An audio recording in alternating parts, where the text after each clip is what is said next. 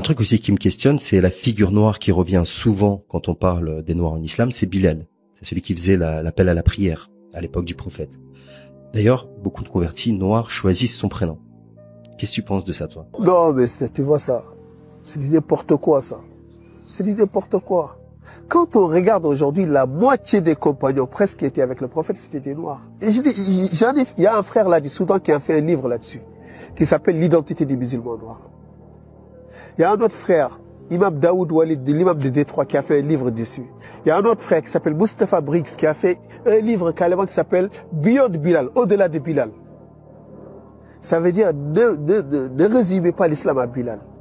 Je parle de Mohammed ibn Maslama, Mihja, Mu'adh ibn Jabal, Ali ibn Abi Talib. Tous ces grands compagnons, c'était des Noirs. Ali, il était noir. Ali ibn Abi Talib, va voir comment il est décrit dans tous les livres. Pourquoi est-ce qu'on n'en parle pas alors? Mais parce que mon ami, il y a un islam vrai, il y a un islam politique.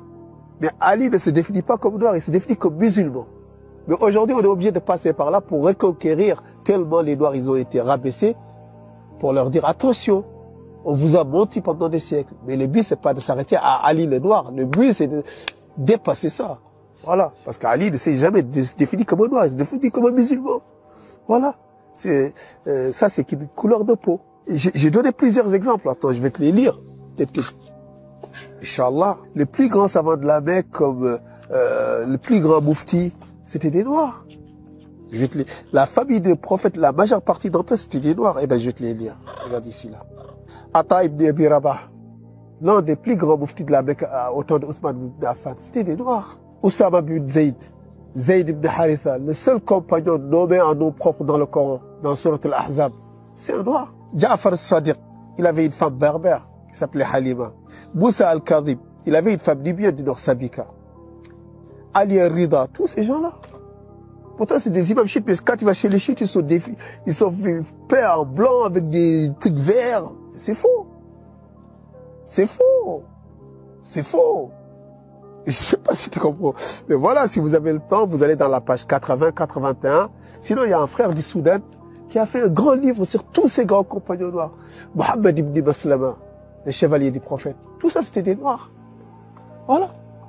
Mais on veut cantonner le noir à celui toujours qui appelle la prière parce que ça devient cliché, quoi.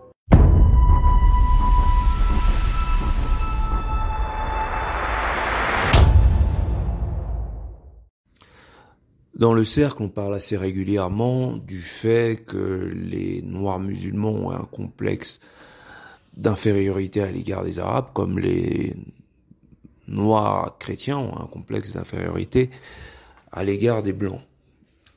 Et souvent, on se rend compte de leur capacité à faire pas mal de pirouettes, en l'occurrence celle qui consiste à faire croire que tous les personnages de la Bible, pour les chrétiens, sont noirs. Jésus est noir, Moïse était noir, tout le monde est noir, etc. À savoir si les personnages bibliques sont historiques ou pas. Eh ben, cette perspective que l'on observe dans le monde chrétien, c'est-à-dire des Noirs qui sont conscients que la culture chrétienne ou la culture juive n'est pas du tout représentative de leur culture africaine, eh ben, quand ils ont une conscience assez acceptable d'eux-mêmes, qui les pousse à prendre conscience qu'en réalité, ils ne peuvent pas se reconnaître dans une autre culture que la leur, et ils vont donc se rendre compte qu'il y a un paradoxe entre leurs croyances et ce qu'ils sont, leur identité. Et pour que ce paradoxe les torture un peu moins, qu'est-ce qu'ils vont faire? Eh ben, ils vont rapprocher leur identité de leur croyance, en l'occurrence en faisant mention du fait que tous les personnages propres à la culture de leur religion sont des personnages qui sont propres à leur culture noire. C'est ce qu'on observe chez les chrétiens et c'est ce qu'on observe avec la vidéo d'introduction chez les musulmans aussi. Ils ne peuvent accepter l'entièreté du fait qu'ils se détournent d'eux-mêmes. En l'occurrence, la religion joue un rôle très important. La religion va éduquer les gens dans une conscience morale. Et cette conscience morale va les détourner de certaines réalités, notamment valeurs conférer donc une conscience qui sera raciale. On va donc présenter la culture, entre guillemets, spirituelle, ou l'identité historique et spirituelle africaine comme étant propre à la sauvagerie, à la barbarie, à la sorcellerie, etc. Et on va leur tendre une religion qui est donc une porte de sortie à cette réalité de sorciers, de sauvages et de barbares. Et donc eux, ils vont intérioriser le fait qu'ils sont des barbares, des sauvages, si ils ne finissent pas par se convertir à ces religions-là. Ils vont accepter le chantage. Et non content d'accepter le chantage gentiment et de suivre donc cette religion qui est celle soit de l'oppresseur, soit du colonisateur, soit d'une culture qui domine sur la leur, eh ben, non content d'accepter cette réalité de soumis, eh ben, ils vont compenser ça par une réécriture de l'histoire. En définissant donc les pour l'heure, hein, c'est de ce dont il parle, hein, donc la majorité des compagnons du prophète, ou peu importe de qui il parle, comme étant des noirs. Comme les chrétiens vont prétendre qu'en fait, Jésus était noir, qu'ils étaient tous noirs en fait. Tout le monde est noir. Vous voyez, c'est leur seule manière, il faut pas les en vouloir, hein, c'est leur seule manière de pouvoir accepter le fait qu'ils se détournent d'eux-mêmes. Ils sont incapables donc de défendre une culture, notamment la culture africaine, qui porte le préjudice moral projeté par les cultures dominantes. Et donc, comme ils sont incapables, soit ils n'ont pas la verve, soit ils n'ont pas l'intellect, soit ils n'ont pas le phallus, donc la puissance, pour défendre l'indéfendable, en d'autres termes, pour défendre le faible. Comme ils n'arrivent pas à défendre le faible, eh ben, ils vont se prétendre faisant partie des forts pour, avec la culture dominante, ou avec les dominants, écraser le faible et prétendre être le dominant. Alors que la culture dominante n'est pas du tout celle qui est donc inventée, créée par leur culture. Ils vont réinventer l'histoire. C'est pourquoi je dis, c'est très bien, hein, des Noirs qui se convertissent à la religion musulmane. Mais qu'est-ce que ça cache derrière? Et même si ça cache un sentiment d'infériorité, le problème, c'est que sur le long terme, ça ne sera jamais vraiment authentique. Et d'ailleurs, notre ami en introduction, Alpha 520, il prouve qu'il y a toujours un conflit interne chez le noir qui se convertit, ou chez le noir musulman, ou chez le noir chrétien. Il y a toujours une volonté de se reconnaître ou de se projeter dans l'identité du héros. Le héros, c'est le prophète. Et donc, comme ils veulent se reconnaître dans l'identité du héros, et ils veulent aussi jouer un rôle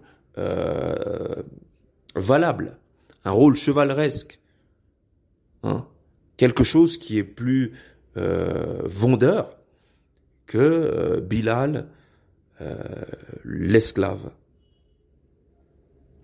aux côtés du maître, et donc celui qu'on envoie pour aller chanter du haut de la mosquée ou du mausolée.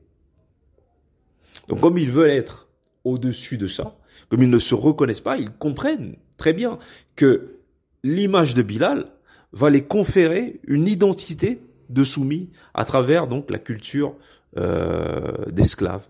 On va les rappeler ou les renvoyer à l'esclave à travers le personnage de Bilal. Et il le sait, il n'est pas bête, il a compris ça. Et donc pour détourner cette réalité, comme il ne peut pas se sortir donc de la religion pour se réapproprier une identité, il n'a pas le courage de se réapproprier une identité qui porte le préjudice moral dont sa religion d'emprunt, hein. Moi je dirais que c'est sa religion d'emprunt. Je pense pas que la religion chrétienne ou musulmane soit des religions qui soient proprement africaines. Donc Cheikh Anta Diop nous a clairement défini la culture africaine à travers les langues, à travers les mots, etc. Et donc comme il veut s'approprier cette culture d'emprunt, qu'est-ce qu'il va faire? Il va noircir tous les personnages propres à sa culture d'emprunt pour simuler le fait qu'en fait ce n'est pas une culture d'emprunt, mais c'est sa culture. Et c'est alors qu'il va tomber face à des musulmans, hein, peut-être, hein, qui vont lui ne pas accepter, qui ne voudront pas accepter. C'est déjà parler du fait que l'une des responsabilités donc du racisme que l'on peut voir au Maghreb, dans les pays arabes, est surtout lié donc à la religion.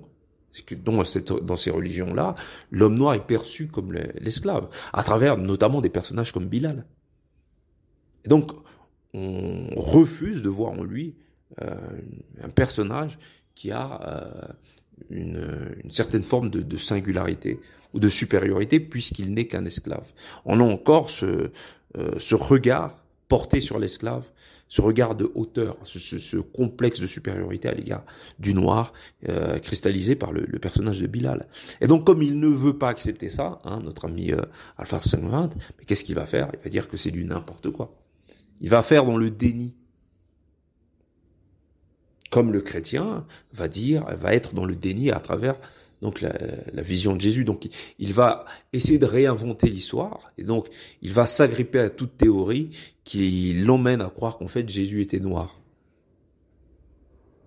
Tout ça pour fuir en fait leur identité, tout ça pour fuir leur culture, tout ça pour fuir leur spiritualité, qu'il serait très bien, qu'il serait très bon de défendre. Je veux dire, on prétend comme ça que le noir était un sauvage, un animiste qui se pliait devant un bout de bois. Ça ne peut marcher que dans la mesure où on croit aux nouvelles perceptions mises en place, ou aux nouvelles croyances mises en place par ceux-là même, qui nous jettent le préjudice moral. Et vous disent, vous êtes des sauvages. Vous êtes des mécréants. Vous êtes des sorciers. Et en réalité, ça ne peut marcher que dans la mesure où on croit en leur littérature. Et c'est ça le problème des personnalités croyantes, ceux qui sont dans la religion. C'est qu'ils pourraient très bien accepter d'être croyants, accepter que Bilal est leur figure emblématique en tant que noir, et tranquille, vivre leur religion, même s'ils sont des sujets, mais ils iront au paradis, etc. Mais visiblement, Alpha 520 ou d'autres chrétiens ne peuvent pas l'accepter. Parce qu'il reste en eux une part de virilité qui fasse qu'ils veulent tenir quand même le haut du pavé. Ils veulent pas jouer le rôle de sujet, mais en même temps, ils ne veulent pas sortir de la culture du maître pour s'identifier à la culture qui bénéficie donc du préjudice moral. Ils veulent le beurre et l'argent du beurre. Ils veulent faire preuve donc de virilité, de force, de combativité, mais dans le registre et dans la littérature du maître. Ils ne veulent pas défendre leur culture indépendamment des préjudices moraux vendus par le maître. Ils ont peur du regard du maître, parce que le regard du maître, c'est celui-là qui définit le bien et le mal. Et donc, ils se basent sur l'esprit manichéen du maître, donc le jugement du maître, pour se définir eux-mêmes. Et donc, comme ils ne peuvent pas supporter d'être soumis, ils vont se reconnaître dans le maître, ou plutôt ils vont essayer donc de bouter le maître hors de son trône pour mettre leurs fesses, sur le trône du maître. Donc ils veulent remplacer le maître. Non, tel ou tel personnage, la majorité des compagnons, etc., Jésus, etc., n'étaient pas des blancs, c'était des noirs. En fait, nous sommes les véritables musulmans ou chrétiens. Donc, ils veulent faire oublier la réalité de leur culture propre, parce qu'ils ont un complexe à l'égard de ce qu'ils sont ou à l'égard de ce qu'ils représentent, mais ce complexe ne repose pas sur eux. C'est pas eux qui ont un complexe directement, mais c'est parce qu'ils ont cru en la vision du maître qu'ils sont complexés. Parce que par rapport au maître, le maître les perçoit comme des sous-fifres. Et comme ils croient en la vision du maître, ils sont obligés, pour quitter ce sentiment d'infériorité, ils sont obligés de s'adapter à la vision du maître. Mais comme ils ne peuvent pas juste s'adapter à la vision du maître, parce qu'ils sont renvoyés à leur manque de virilité, du fait de leur soumission aux dominants, ils vont faire croire ou inventer une littérature dans laquelle le maître, en fait, c'est eux. Il va y avoir de l'inversionnisme. Ces hommes sont champions dans l'inversionnisme, et c'est comme quoi on ne peut pas fuir son identité sans que ça nous revienne dessus. Peu importe de quelle manière, ces gens vont toujours admettre la réalité, que ce soit de manière directe ou indirecte, parce que ce qu'il fait là, le personnage Alpha Sanguin au début, c'est admettre qu'en fait, c'est insupportable d'accepter que Bilal, l'esclave, aussi pieux soit-il, soit le représentant de toute une communauté. C'est insupportable. Et lui-même, en tant que musulman, prouve qu'il ne peut pas l'accepter. Non pas parce que Bilal est méchant, ou qu'il est mauvais, ou qu'il a fait quelque chose de mal, c'est parce qu'il veut se reconnaître dans une personnalité supérieure, et non dans l'esclave. Alors plutôt que de prendre en considération le fait que la religion tout entière n'est pas bénéfique pour une ascension culturelle, communautaire, etc. Alors ils veulent se reconnaître dans le maître parce qu'ils ne se voient pas ailleurs que dans le paradigme mis en place par le maître. Ça leur coûte trop d'efforts, ils en sont incapables que de créer un paradigme à eux. Vous voyez qu'il y a toujours des échelons. L'afrocentricité, lui, y arrive, mais il ne peut pas quitter une caractéristique infantile qui est l'attachement à la mère. Vous voyez, chacun a son problème. Il ne peut pas être guerrier. Là où le musulman ne va pas avoir peur d'être guerrier parce qu'il se rattache à la considération ou à l'identité guerrière du maître, le noir afrocentré, étant dans une caractéristique qui est de rejeter toute caractéristique guerrière parce que ça le renvoie à l'identité du maître qui est le paternaliste, qui est l'homme sauvage. Donc c'est comme ça que lui est présenté l'homme sémite, l'homme occidental, comme quelqu'un qui est dans le paternalisme, comme quelqu'un qui est dans la vision patriarcale du monde, vision patriarcale qu'il veut opposer à une vision matriarcale qu'il idéalise, alors qu'il n'y a aucun idéal, que ce soit dans le patriarcat ou dans le matriarcat, et ça il ne le reconnaît pas, puisqu'il s'est reconnu dans un idéal qui était celui de la femme et de la mère, sans prendre en considération le fait que le rôle du père est aussi important, et que la guerre c'est important aussi, ne serait-ce que lorsqu'on veut veiller donc à garder donc une certaine forme de nationalisme ou d'hégémonie. Parce que le matriarcat, aussi précieux soit-il, il doit être protégé. Et donc pour en revenir à tous ces frères-là, qu'ils soient chrétiens ou musulmans, la réalité les rattrapera toujours. Et c'est pareil pour l'afrocentré.